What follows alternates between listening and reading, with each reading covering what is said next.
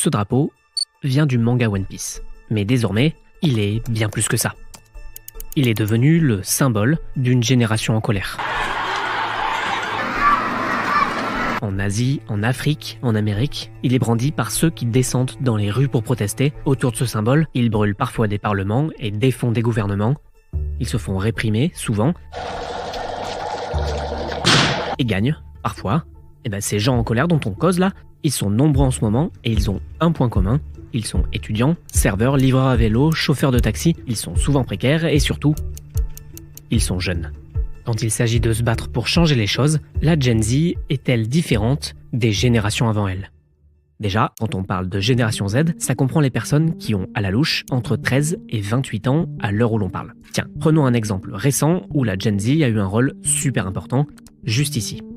Début septembre, à Katmandou, la capitale du Népal, un mouvement de contestation d'ampleur incendie le parlement du pays. Au premier jour, les protestations et leur répression font déjà 19 morts et 400 blessés. Ça finira par être la crise sociale la plus meurtrière du pays. Les revendications, mettre fin au gouvernement et à sa corruption. De nombreux membres du pouvoir sont accusés de s'enrichir alors que le Népal est l'un des pays les plus pauvres d'Asie. Et sur les réseaux, leurs enfants sont accusés de népotisme, donc de bénéficier de l'argent et de l'influence de leur famille. Mais en plus de tout ça, ce qui va mettre le feu aux poudres, c'est la décision du gouvernement de bloquer les réseaux sociaux dans le pays.